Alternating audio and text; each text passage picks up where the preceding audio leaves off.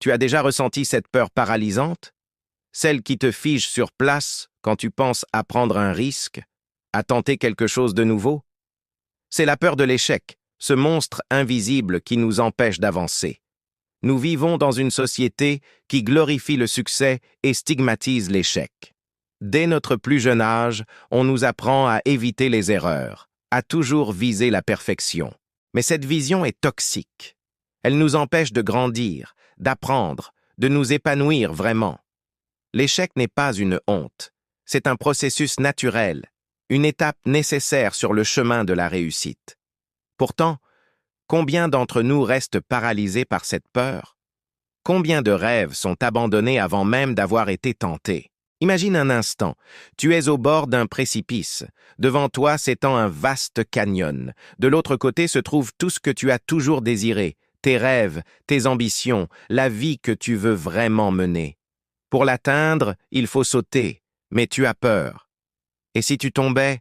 Et si tu échouais? C'est là que le stoïcisme entre en jeu. Cette philosophie millénaire nous enseigne une vérité fondamentale. Nous ne pouvons pas contrôler le résultat de nos actions, mais nous pouvons contrôler nos efforts, notre attitude face aux défis. Prenons un moment pour regarder ceux qui ont réussi. Les plus grands de ce monde ont tous connu l'échec. Elon Musk a failli faire faillite plusieurs fois avant de révolutionner l'industrie spatiale. Oprah Winfrey a été renvoyée de son premier emploi à la télévision avant de devenir l'une des femmes les plus influentes du monde. Nelson Mandela a passé 27 ans en prison avant de devenir président et de changer le destin de son pays. J.K. Rowling a essuyé des refus de nombreux éditeurs avant que Harry Potter ne devienne un phénomène mondial. Ces exemples nous montrent que l'échec n'est pas la fin. C'est souvent le début de quelque chose de plus grand. Comme le disait Thomas Edison, « Je n'ai pas échoué. J'ai simplement trouvé 10 000 solutions qui ne fonctionnent pas. » Mais que nous apprend vraiment l'échec? Des leçons que le succès seul ne pourrait jamais nous enseigner. L'humilité d'abord. Échouer nous rappelle que nous ne sommes pas infaillibles, que nous avons toujours quelque chose à apprendre. La clarté ensuite. Chaque échec est comme un projecteur qui illumine nos points faibles, nos erreurs de jugement. C'est une opportunité de réajustement, de recalibrage de nos objectifs et de nos méthodes. L'échec nous enseigne aussi l'endurance. Il forge notre caractère, renforce notre détermination. Comme le dit Marc Aurèle, ce qui fait obstacle à l'action en avant, l'action en avant. Chaque obstacle devient une opportunité de croissance, chaque échec une chance de devenir plus fort. Le stoïcisme nous offre une perspective puissante sur l'échec. Épictète, l'un des grands penseurs stoïciens, disait « Ce n'est pas ce qui nous arrive qui compte, mais la façon dont nous y réagissons. » Cette philosophie nous invite à nous concentrer sur ce que nous pouvons contrôler, nos pensées, nos actions, notre attitude face à l'adversité. Alors, comment rebondir après un échec sans perdre confiance? Voici une méthode concrète, inspirée des principes stoïciens. 1. Accepte l'échec comme une réalité. Ne le nie pas, ne cherche pas à le minimiser. Regarde-le en face.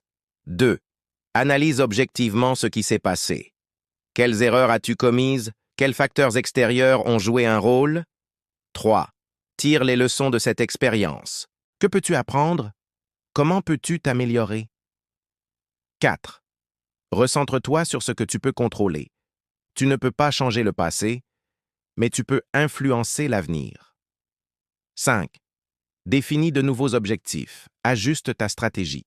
L'échec n'est pas une fin, c'est un nouveau départ. 6. Agis. Ne reste pas paralysé par la peur. Fais un pas, même petit, vers ton nouvel objectif.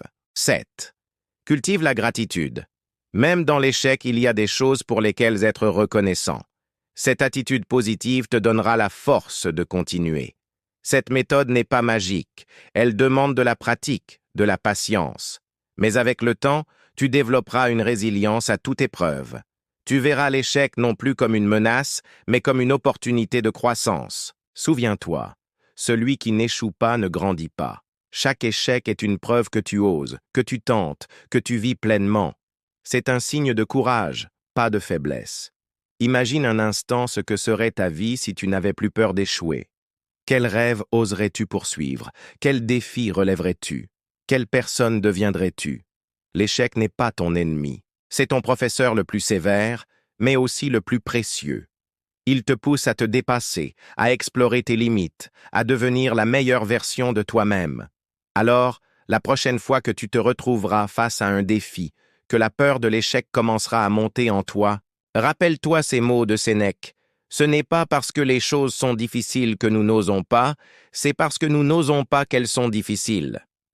Ose, tente, échoue s'il le faut, mais ne reste jamais immobile par peur d'échouer. Car la vraie défaite, ce n'est pas l'échec, c'est de ne jamais avoir essayé. Tu as en toi la force de surmonter tous les obstacles. Tu as la capacité de transformer chaque échec en tremplin vers le succès. Cette force, c'est ton esprit stoïque, cette partie de toi qui sait que la vraie victoire n'est pas dans le résultat, mais dans l'effort, dans la persévérance face à l'adversité. Alors aujourd'hui, je te lance un défi. Choisis une chose que tu as toujours voulu faire, mais que tu n'as jamais osé par peur d'échouer. Et fais-le. Peu importe le résultat, tu auras déjà gagné en osant essayer. N'oublie pas, chaque grand voyage commence par un premier pas, et chaque grand succès est pavé d'échecs surmontés. Tu es plus fort que tu ne le penses. Tu es capable de plus que tu ne l'imagines. Alors vas-y. Le monde attend tes échecs, tes rebonds, et finalement, tes triomphes. Car c'est en osant échouer que tu te donneras la chance de vraiment réussir.